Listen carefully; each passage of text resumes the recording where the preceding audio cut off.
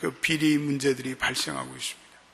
한국에 최근에 그 어느 인기 탤런트가 자살했는데 거기에는 한국의 구조적인 문제들이 다 담겨져 있는 그런 그 스캔들, 그런 문제예요. 예. 그러니까 한마디로 불신의 위기입니다. 서로를 믿지 않는 거죠. 백성들이 나라를 향해서 마음의 문을 닫는 것처럼 위기가 어디 있겠어요? 가장 큰 위기입니다. 가장 큰 위기는 서로가 서로를 믿지 못하는 이 위기가 가장 큰 위기입니다. 닫혀진 마음의 문, 어둠의 사회고 절망의 사회고 죽음의 사회입니다. 요즘에 미국의 학교들은 제 시간이 돼야 학교문을 엽니다. 그래서 뉴욕이나 LA 공립학교 같은 데는요, 아이들이 학교를 들어가는데 이 검사 기계를 통과해야 돼요. 왜냐하면 아이들이 총기를 가지고 학교를 오니까. 학교가 학생들을 믿지 않습니다. 학생들과 교사 간의 불신감이 증폭되고 있습니다. 학교 건물의 문만 닫혀진 것이 아니라 사람들의 마음 문도 닫혀져 있습니다. 닫혀진 문 생각해 보십시오. 그거는 증오와 불신과 그리고 두려움의 상징입니다. 오늘 이 닫혀진 문, 이 닫혀진 마음, 우리의 사회 곳곳에서 넘쳐나고 있습니다. 여러분, 오늘 우리가 읽은 이 19절 한번 보십시다. 19절에 뭐라고 말씀하고 있습니까? 우리 한번 같이 읽어보겠습니다. 시작. 이날 곧 안식 후에 첫날 저녁에 제자들이 유대인을 두려워하여 모인 곳에 문들을 닫았는데 예수께서 우사 가운데서 가라사대 때 너희에게 평강이 있을지어다. 예. 문들을 꽁꽁 걸어 잠갔습니다. 깨어진 관계로 닫혀진 문들이 있습니다. 단절된 의사소통으로 부모와 자식 간에 닫혀진 문들이 있습니다. 서로가 서로에게 상처를 주어 남편과 아내 간에 관계 문이 닫혀져 버렸습니다. 교우와 교우들도 사소한 일로 오랫동안 마음의 빗장을 걸어놓고 사는 그런 분들을 보게 됩니다. 닫힌 문은 인간과 인간의 관계에서만 온 것이 아니라 하나님과 인간의 관계에서도 옵니다. 아담이 그렇지 않습니다. 아담이 범죄여 하나님으로부터 도망치고 있습니다. 가인도 그러하지 않았습니다. 그래서 하나님을 피해 다녔습니다. 이건 인간과 하나님이 닫혀진 문을 말씀하고 있습니다. 오늘 부활절 이 아침에 읽은 우리 요한복음에서 이 닫혀진 문에 대해서 말씀하고 있습니다. 예수님이 부활해서 나타나시려는 그 저녁에 제자들은 어느 한 집에 모여서 문을 꽉 걸어 잠그고 있습니다. 마치 부모를 잃은 고아한 아이들처럼 그들은 의지할 대상을 잃고 두려움에 떨고 있습니다. 예수를 십자가에 못 박게 했던 유다인들이 아직도 심한 적대감을 그 제자들에게 가지고 있었습니다. 언제 어떻게 그 유대인들이 자기들을 체포해서 죽일지 모른다는 극도의 두려움과 공포심이 이 제자들에게 가득 차 있습니다. 그들은 무력했습니다. 그들의 심령의 문이 닫혀 있습니다. 닫힌 것은 물리적인 문만 닫혀 있는 것이 아니라 사실 그들의 마음의 문들이 다 닫혀 있어요. 불신앙, 그리고 증오, 그리고 불신의 마음으로 마음이 꽁꽁 닫혀 있습니다. 그들은 미래가 보이지 않습니다. 그들은 생각하기를 예수님의 죽음으로 인해 자기의 희망은 다 산산조각이 났다고 생각하고 있습니다. 우린 끝장났어. Everything is over. 네. 제자들은 비명을 질렀습니다. 그리고는 이제는 볼장 다 봤으니까 떠나자고, 우리 옛날의 직업으로, 우리 옛날의 삶으로, 우리 옛 생활로 다 돌아가자. 그러한 생각을, 절망의 생각을 하고 있었습니다. 그런데 부활의 주님이 그 끝장났다고 생각했던 절망과 한숨 가운데 그 제자들을 뚫고, 그 문을 뚫고 주님께서 나타나셨어요. 홀연히 그 한가운데 주님이 나타나셨어요. 오늘 보니까 주님께서 모인 곳에 문들을 닫더니 예수님께서 가운데 서서 그 닫힌 문의 정가운데 서서 그 닫힌 문을 열쇠를 가지고 오셨습니다. 그리고 두려움과 절망에 떨고 있는 제자들에게 예수님께서 하신 첫 말씀, 오늘 19절에 너희에게 평강이 있을지어다. Be peace with you. 헬라어로는 에이레네, 히브리어로는 샬롬, 샬롬. 이 샬롬은요, 히브리 사람들이 아주 흔한 인사말로 던지는 말입니다. 히브리 사람들의 대화 가운데 얼마든지 들을 수 있는 평범한 인사말입니다. 그런데 부활한 주님이 던지는 이 샬롬, 이거 보통 말 아닙니다.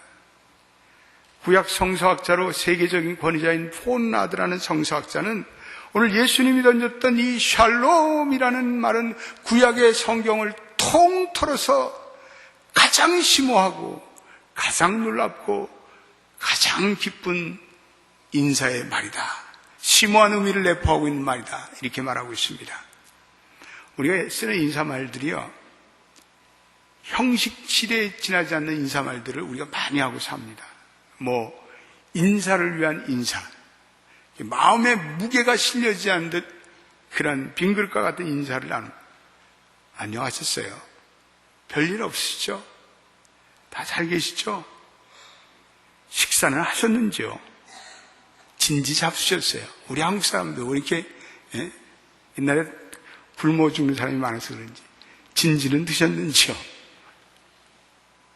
How are you? 의례적으로 인사를 나눕니다. 그런데 어느 날은요, 형식적인 인사가 아닌 정말 깊은 우리의 감정들이 오가는 인사를 나눕니다. 내가 어제 우리 장마리 집사 딸 영진이 문병하고 왔어. 우리 영진이가 너무나 아파서 병원에 누워있는데 또 나를 또 찍어서 보고 싶다 그래갖고 내가 만사를 제쳐놓고 어제 갔어. 우리 교육자들이 다 갔어요. 그래서 가서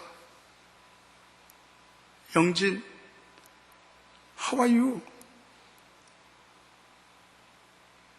How are you doing? 영진, how do you feel?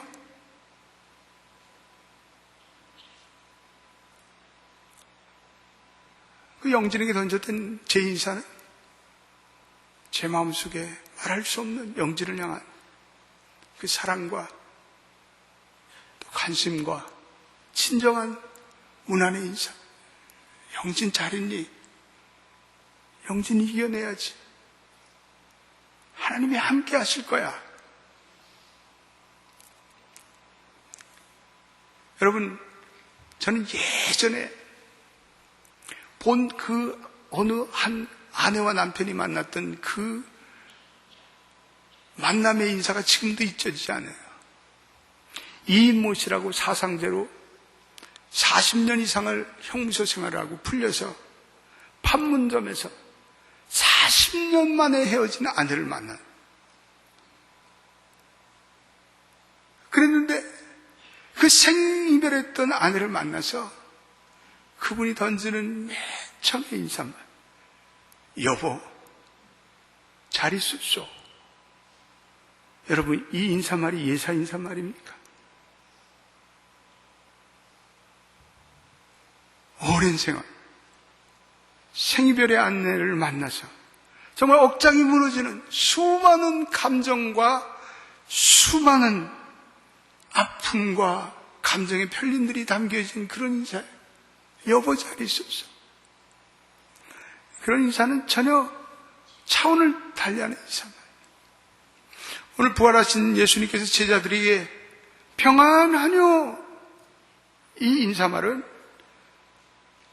죄로 분리되었던 하나님과 인간의 관계가 이제는 십자가에서 나의 흘린 보배로운 피로써 이제는 해결되었다. 너희들이 하나님과 이제는 화목되었다. 그러므로 평안하여라. 이런 놀라운 인사말이에요. 우리가 죄받던 우리들이, 우리가 하나님 앞에 바로 설 수가 없었는데, 하나님과의 관계가 그동안에 파산이 있었는데, 이제는 우리가 예수의 보혈의 피로써 의롭게 되고, 이제는 하나님 앞에 떳떳이 되게 서게 된 우리는 의로움을 가지고 예수님께서 너희는 의롭게 되었도다. 평안하뇨. 하나님의 사랑을 확증하는 인사입니다. 너희와 하나님과 평화해졌다. 너희를 괴롭히는 모든 죄의 세력과 저주의 세력으로부터, 죽음의 세력으로부터 너희가 자유함을 받았다. 평안하뇨. 이런 인사말씀. 우리가 이 인사말을 받을 때, 이 부활의 주님의 샬롬 인사말을 받을 때, 그거 좀 불경기가 문제겠어요. 우리가 좀 기분이 나쁜 게 문제겠어요. 우리가 좀 디프레션 되는 게 문제겠어요. 이 인사 한마디면 다 끝나요. 다 우리의 마음도 녹아지고, 우리의 슬픔도 사라지고, 우리의 죄의 문제도 사라지고, 우리의 모든 인생의 고뇌들도 다 사라질 줄로 믿습니다. 할렐루야. 오늘 예수님께서 손과 옆구리를 보셨다. 20절에 이 말씀하시고 손과 옆구리를 보이시니 제자들이 주를 보고 기뻐하더라. 이렇게 되어 있습니다. 여러분, 왜 예수님께서 손과 옆구리를 보이셨을까? 손, 십자가의 고난을 당하면서 못질 자국 한 그 손 아닙니까? 옆구리, 로마 병정이 쿡 찔러가지고 창자국을 낸 그 창자국이 있지 않습니까? 예수님께서 그 창자국과 못자국을 보여주니까 제자들이 믿는 거예요. 이분이 우리의 생전의 예수님이시구나. 그러면서 그들이 주를 보고 기뻐하였다. 그들의 큰 기쁨은 큰 절망으로부터 시작됐습니다. 그들의 살아계신 주님을 배울 때 그들은 큰 절망이 큰 기쁨과 큰 감사로 변했습니다. 이 제자들은 망각주의에 빠진 사람들. 예수님께서 내가 다시 사랑하겠다 몇 번이고 얘기했는데 다 잊어버린 거예요. 그런데 이제는 자기는 끝장났다. 쉽게 절망하고 쉽게 좌절. 꼭 우리 같아요. 조금만 어려움이 오면 인생이 이럴 수, 괴롭다. 한 잔 마시자. 그리고 그냥 목을 콱 매서 이런 끔찍한 생각이 나고. 그러나 부활은 우리의 인생이 살만한 가치가 있는 인생임을 우리에게 알려주고 있습니다. 우리가 버틸만 해요. Don't give up. 포기하지 마세요. 이런 메시지를 우리에게 주고 있습니다. 부활절에 봄이 오면요, 뒤뜰의 백합, 전혀 피어날 것 같지 않는 백합화가 오늘 갑자기 땅 속에서 활짝 솟아나 하얀 청초한 모습으로 우리 마음을 기쁘게 합니다. 병아리가 계란 껍질을 꺼고 새로운 세계로 나와서 뿅뿅뿅뿅 걸어다닙니다. 공부를 그렇게 못하던 애가 갑자기 어느 날부터 공부에 취미가 들려가지고 공부를 아주 잘하는 우등생이 되는 걸 저는 본 적이 있어요. 여러분들의 자녀들이 그렇게 되기를 주님의 이름으로 축원드립니다. 그 시들시들했던 교회, 그 쌈질하던 교회가 오늘날 교인들이 은혜를 받고 성령이 그 교회에 임하고 교인들이 변하고 그 교회가 갑자기 부흥을 해. 부활을 맞이한 사람은 어떠한 각오도 싣고 새로운 출발을 할 수가 있습니다. 우리 연합교회 오셔서 새로운 인생 살아가는 분들 많이 계셔요. 오늘 일부에도 우리 남수명 젊은 집사, 아기를 2번이나 유산하고 절망 속에서 교회도 안 나고 시험에 빠져서 살던 그 친구 특세를 통해서 은혜를 받고 그리고 다시 아기를 낳고 이름을 승리라 하고 말씀의 능력으로, 성령의 능력으로 선교를 갔다 와서 변한 분도 계시고, 우리 교회 30대 어느 젊은 부부들은 최근에 영성 컨퍼런스, 또 어머니 기도회, 또 이런 집회를 통해서 은혜를 받고 성령을 체험했어요. 정말 생공무 같은 인생들이, 그 부부가 주님, 목사님, 너무나 기뻐요. 우리 생의 최대의 은혜를 누리고 있습니다. 여러분, 교회는 그래야 합니다. 여러분, 새 출발이 불가능한 파괴된 부부란 없습니다. 미움이란 지난날에 우리가 포로가 되어서 살아가는 거예요. 지난날의 이야기에, 지난날의 사탄의 유혹에 계속해서 포로가 되어서 살아가는 거예요. 우리는 용서라는 우리의 뒤에 오는 새로운 부활의 축복을 여러분 잊지 마십시오. 오늘 우리의 인생, 부활의 얘기는 우리에게 당신은 재기할 수 있습니다. 당신은 회복될 수 있습니다. 당신은 용서될 수 있습니다. 이 메시지를 우리에게 주는 거예요. 우리 옆에 분들에게 당신은 회복될 수 있습니다. 한번 인사해 보세요. 여러분, 회복될 수 있습니다. 여러분, 회복될 수 있어요. 예. 오늘 부활의 주님께서 제자들에게 두려움을 이기게 할 뿐 아니라 제자들로 하여금 그들이 어떻게 인생을 살아야 하는지 막막한 그들에게 새로운 하나님의 목적과 비전을 주셨어요. 그래서 부활의 주님이 그들에게 찾아와서 하나님께서 나를 보내신 것 같지 너희들도 이제는 사명자가 되어라. 소명자가 되어라. 비전의 인생으로 살아가라. 여러분, 우리가 우리의 인간의 야망과 인간의 앰비션과 목적과 계획을 가지고 살아가면 그거는요, 우리를 사명의 인생으로 만들지 못해요. 그건 우리를 지속적으로 끌어가지 못합니다. 그것 기껏 해봤자 1년, 2년이면 다 쾌. 그 부질없는 것에 내가 왜 매달려 이렇게 살았던가. 그러나 주님이 주시는 목적과 비전을 붙잡으면요, 평생 가요. 평생 정열이 넘치고 감사가 넘치고 기쁨이 넘치고 평생 간다니까요.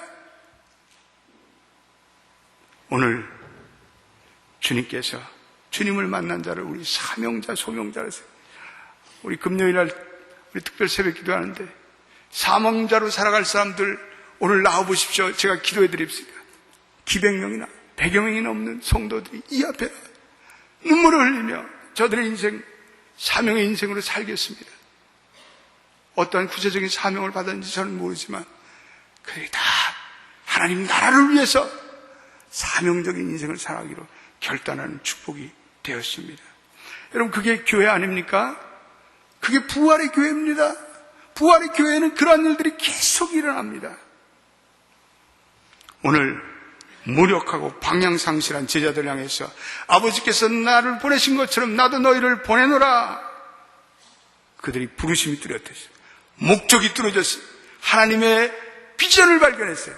그리고는 핍박이 기다리고는 죽음이 기다리고는 예루살렘에서 다 back to the 예루살렘, 다시 예루살렘으로 다 나가는 거예요. 그리고 예수님의 제자들은 순교했습니다. 다 저는 순교했습니다. 복음을 위해서 순교했습니다. 그리고 수많은 사람들이 핍박과 그리고 사자굴 에서 하나님을 찬양하면서 Praise the Lord, 할렐루야, 복음을 위해서 내 삶을 헌신했습니다. 부활을 경험한 우리 주님께서 과업을 주세요. 오늘 우리 민경자 집사님, 주님이 주시는 부활의 과업을 발견하신 분이죠. 그분이 LA로 다시 가려고 그랬어요. LA가 그 뭐가 좋은지 그렇게 가려고 그래. 여기가 좋아요. 아틀란타가. 죽어도 나는 아틀란타가 좋아. 주님이 주신 부활의 새 과제를 발견했어요. 그리고 내가 저분들을 섬기는 것이 주님이 주시는 부활의 과제구나. 우리가 그저 교회 작은 일들 힘쓰고 우리 어려운 일들을 힘쓰고 우리 교회들을 위해서 중보기도 하고 이런 것들 꼭 우리가 아프리카에 안 나가도 우리가 저 중국에 안 나가도 우리가 있는 이 자리에서 얼마든지 여러분들이 선교사를 위해 기도하고 또 여러분들이 전략하여 여러분들의 물건을 도네이션할 수 있고 우리는 부활의 증거자로 살아갈 수 있어요. 오늘 주님께서 너희들 보고 내가 하나님이 나를 보내신 것 같이 나도 너희를 보내노라. 그리고는 그냥 찰지에서 그냥 보내신 것이 아니라 오늘 본문에 보니까 22절에 이 말씀을 하시고 저희를 향해서 숨을 내쉬고 성령을 받으라. Received Holy Spirit. 예. 오늘 주님께서 성령을 주신 이유는 그냥 가서 사역하지 말고 오직 성령이 너에게 임하시면 너희가 권능을 받고 그리고 예루살렘과 온 유다와 사마리아 땅 끝까지 이르러 내 증인이 되리라. 하나님의 일을 하려는 자는 성령의 능력을 받지 않고서 하나님의 일을 할 수가 없어요. 그렇지 않으면 다 시험에 들고, 그렇지 않으면 다 교회 일하면서 마음 상하고, 그래서 섭섭하고, 그래서 왜 이렇고, 그러나 성령의 능력을 받고 하면 하나님이 주시는 무한정의 끊임없는 에너지가 우리에게 솟고 감사가 솟고 눈물이 솟고 우리 성가대 하면서도 오늘 이렇게 대곡 두 곡을 기껏 하기 위해서 얼마나 많은 연습을 했어요. 그러나 오늘 기쁨으로 감사하며 영광 돌립니다.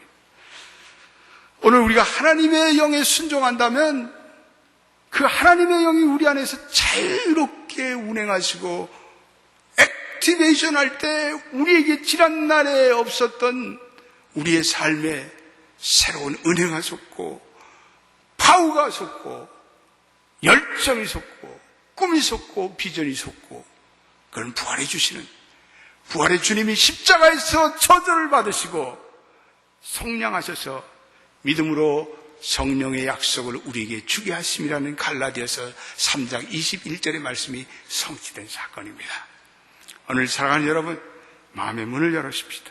우리의 마음의 문을 활짝 열어 그 부활의 주님이 우리의 삶에, 우리의 가정에, 우리의 자녀들에게 그리고 우리의 교회에 역사하실 수 있도록 간구하십시다. 부활의 주님 우리를 회복시켜 주십니다. 부활의 주님께서 이 아침에 우리 모든 사랑하는 성도들에게 선포하십니다. 두려워 말라. 근심하지 말라. 평안하뇨. 회복하라. 그리고 성령의 힘으로 하나님의 일을 감당해라. 기도합시다. 하나님, 오늘 닫혀진 문들이 너무나 많습니다. 닫혀진 문들, 그 문을 깨시고 주님께서 그 한가운데 가운데 서겠다고 말씀하고 있습니다.